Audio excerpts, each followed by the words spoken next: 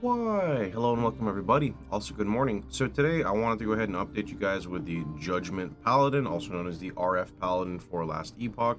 So people were asking how the build performs in higher monoliths or I guess higher corruption and empowered monoliths. So this is a 187 corruption. Not crazy high, but enough to, see how the build functions. We only have one death so far, and it's because I was literally trying to face tank the world on an empowered monolith boss, the fire one with like the 3 dudes. So this is a 187 corruption boss. The single target is still crazy in my opinion for what it does. So no single target issues. In fact, I would be cool with dropping a bit of single target just to be more tanky to face tank everything, right? So not a problem. And then we're not going to show too much gameplay here since you guys know what the build looks like when you clear. You literally just have the circle on, you go run, right? So with that being said, I'm going to just close out of this and we're going to go ahead and get into the nitty gritty of the character, pretty much what has changed and etc. Right? Okay. So this is currently my 91 Judgment Pally. We are in SSF, so can't trade. Everything's done by ourselves, right? We are Circle of Fortune and Weaver's Guild, but that doesn't really matter too much because we're just going to talk about the actual character here. So, two things to understand. Number one, if you want a bigger AoE, since this is more of like an endgame guide, you want to be using Hand of Judgment without a weapon.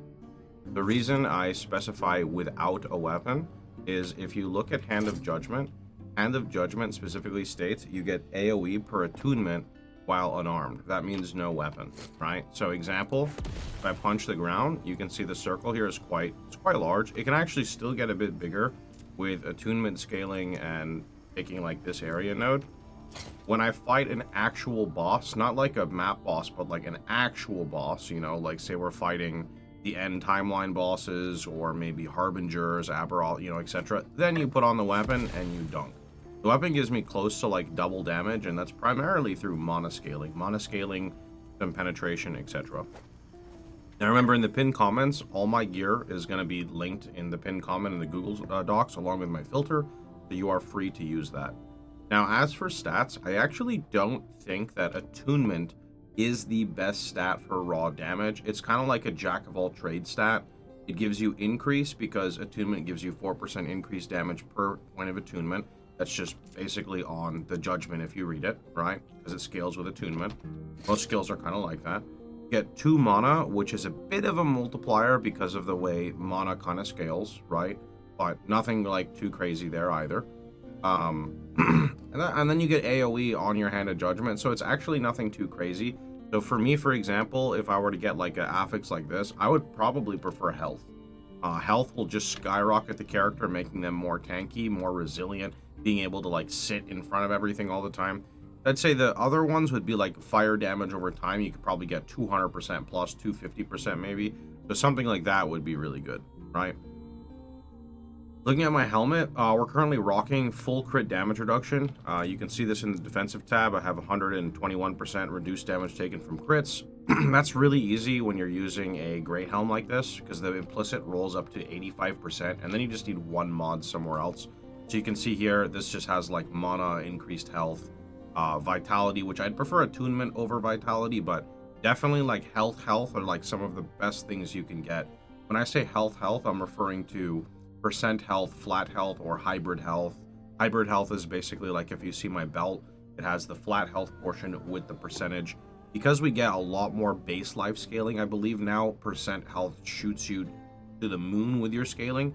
So you definitely want those on almost everything you can get. Of course, you're trying to res cap wherever you're able to, but then you're filling everything up with health. There is an argument for endurance, which endurance protects you when you're at this status right here. But the problem with endurance, in my opinion, is we already have so much HP, and we're going to outscale the endurance threshold by HP. So it's not that it's bad per se, it's just that I don't think it's worth it when you could get like 300 health in that affix slot. But it's not the end of the world by any means, right? How do I turn this off? Okay, there we go. All right, looking at my amulet, I think Oracle is probably the better base because Oracle is reduced damage taken from overtime. Although this amulet base is really good because of the physical necrotic. Again, mana, healing effectiveness is a very big stat. Fire pen, wherever you can get it, penetration is really, really strong. Shield, there's Rhea's Light as a unique shield. I'm not using that because I don't have it right now. So just a very big block shield. That's another defensive layer, is trying to skyrocket our block chance. I'm going to try to aim for like 100 block chance if we're able to. Block also ends up giving you mana regeneration when you're using one of these passives. So the passive I'm referring to is going to be the passive right here, Dedication. Now when we're above 50% block chance, it gives mana regen 1 for 1. So you get a 50% increased mana regen at 100 block, which is really good because when you're stacking mana, you want to make sure you can recover your mana before you use your next Judgment. Otherwise, you're kind of wasting the Judgment, right? So speaking of Judgment, we're going to continue, but first I want to go ahead and go to the dummy because people always ask about basically like damage, right? What is your damage? What is your tooltip? I think a lot of this stuff's not accurate, so I just like to hit the dummy. So if you look at Judgment over here, right, my Judgment tooltip says 2,700. If I equip the weapon, my Judgment tooltip has 7,700. Now, if we hit the dummy with our simple rotation, which is Javelin, Holy Aura, and then right click. Is it called Holy Aura? Yeah. Let's say we have 623k ticks. So we're over 600k on the dummy. If we take the weapon off, we are going to gain a lot of AoE, but we also lose a lot of damage. So for example, now we're looking at 369.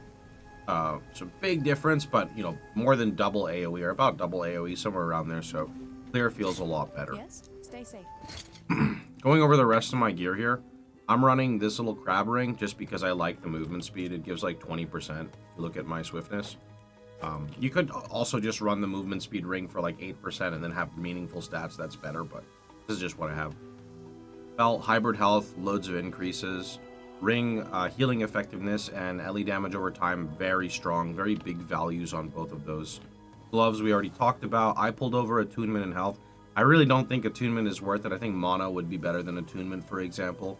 Eterra's Path, just a cheap pair of boots that get the job done. I think a regular pair of boots are probably better than this, but it's just what I have, and they currently have like insane amounts of movement speed. You got the 12 plus the 20 plus the 13, so Codex of the Erased is pretty big for every build. Remember, you don't need any uniques to run this, but Code of Erased is pretty target farmable, and you can get +4 Judgment on it. +4 Judgment just means more skill points. +2 is good enough. +4 would get me quality of life. I'd get extra duration and extra AoE. Unless you want more damage, in which case, I think Deliverance into Urgent Inquisition. Now, the way I go about acquiring those, because if you actually look over here in my tab, we actually have this tab called Judgment, and you can see all of the codexes I have basically gotten. Now, the way I went about going those is the same way as everyone else. You open up your Weaver tree. I've personally found these two locations here to drop the most. You can just basically take your codex if you find one. You can use Circle of Fortune to find it. And then after Circle of Fortune finds it, then you can stick it in the Weaver tree. The more places you put it, the more likely it'll drop, right? And then you can just start kind of raiding them as long as you're clearing your maps fast. Anyway, just to glance over my gear, that should cover most of the gearing. As for the idols, since I'm trying to be more tanky, I'm going to go ahead and look for % increased health. These Weaver idols can roll up to 6%. So 6, 12, 18, 24, right? If you get 6% across the board. Also using a Singularity, I assume... Oh, so you know Singularity says more hit damage? I probably should remove that. Reading is really important. That's why YouTube videos are great. I actually read. Definitely don't need the Singularity since it's for hit damage and not the actual damage over time. Going over my blessings, I'm going to be honest, they're a mess. I don't even know what blessings I want exactly. So I can't really cover that. I have to go and actually read through and see all the different blessings. So I cannot really cover that right now. That'll be for another time. As for my skills, I switched over Healing Hands to Shield Rush, mainly because Shield Rush can just infinitely go. If you find like a really good map, you can just keep shield charging, and with your Judgment, you don't stop, right? So like say I have my Judgment active and then I shield charge, it's just killing everything in like one tick. So that just feels really nice. Holy Aura, you can see it's pretty much purely defensive, nothing really crazy on it. Sigils, kind of the same thing. One of the big things of Sigils is getting block chance here. The block chance is making me consider dropping the mana regen per sigil and actually coming over here for +1 symbol, because then I would get extra block chance, extra endurance. I just think overall it's probably better, but the mana regen's comfy right now. And then, of course, the Javelin, we explained in the previous video. The main purpose of the Javelin is your Sacred Forge, which gives your next Judgment 60% more damage. All you got to do is just hit a target, but also the Holy Trail up at the top here. The Holy Trail is really nice because the tick rate of this Holy Trail for healing is like 4 times faster than Judgment. So when you're doing a boss fight and you're trying to tank stuff, you guys want to just keep the Holy Trail down and your Judgment, of course. And you have a, like, I'm talking about like 3000 HP a second healing. It is ridiculous. And that, of course, scales with that beautiful stat called Healing Effectiveness. So that's why that kind of works out so well. As for our skills, I'm going to go ahead and glance over them, and then we'll pretty much be done. You can kind of see what I have taken here. One of the big keynotes is making sure you get your block chance from your passives, right? I'm a big fan of Armor Clad. Valiant Charge is nice for your movement skills. Splash 3 points in Forge Guard so we can get block chance. Came over to Void Knight, splash 5 points in Void Knight for 2 reasons. Number 1, I actually needed Void Res. I needed Physical Res. Number 2, Void and physical damage taken minus 5%. Very good. You want to make sure, like, remember, you want to make sure you're taking passives that are giving you really good benefits, not just raw stats without any other bonus, right? The extra bonuses you get typically are the reason why you take them. As for Paladin, you can kind of see everything we have done here. 5 points in Defiance to get the threshold. 3 points here for our block. 5 points in Bulwark to make it so we don't take any more crit damage. Valor is just okay across the board. Holy Icon is okay across the board. Nothing too crazy on Holy Icon. I like Alignment. I think it doubles with Judgment if your mana cost is high enough. Not sure if that works with the Pious node. Dedication is good, especially if we are now starting to ramp our block rate. Remember, mana is a multiplier, so very nice. Faith Armor is used to get Prayer Aegis, which Prayer Aegis gives us Endurance Threshold per attunement, which is really good, or per 2 attunement. Right now I'm going into Shield Wall so I can get my block up. Shield Wall is really strong. Righteous Firebrand is amazing because it gives you Fire Pen, which is really good. Reverence of Duality is great across the board. Covenant of Dominion is good because you get bonus mana regen from it, and you get just movement speed. Movement speed always feels good. And then Divine Essence, because Divine Essence is very nice as well. You get armor, healing effectiveness, reduced damage you take, or from overtime. Very good stuff across the board.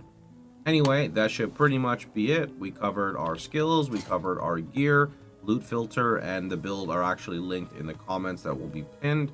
Pretty much covered everything we could. I'll probably be on Last Epoch for a few more days, and then I'll be honest, I think I might kind of be done. The game is really fun to blast with. The character progression is really fun, but once the character starts kind of feeling finished, that's kind of when I start to get bored. But the actual building up to this process, very, very fun. So I'm going to catch you guys all later. Thanks for watching. Hope you guys enjoyed the video. If you did, please feel free to like, share, and subscribe. And don't forget, you can catch me streaming live every day but Sundays at twitch.tv/Pohx. Take care. See you guys all tomorrow.